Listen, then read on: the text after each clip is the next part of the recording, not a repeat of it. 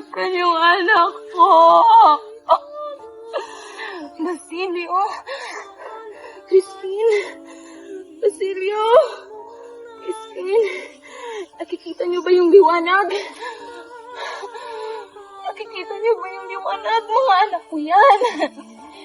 Mga anak ko yan, yung nasa kumbento. Si Basilio yun. Si Christine yun, yung mga anak ko. Mababait din sila.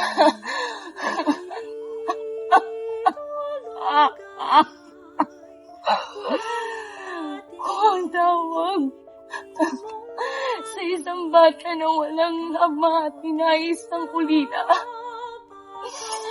ano ang tawag sa isang ina na nawala ng anak? Basilio!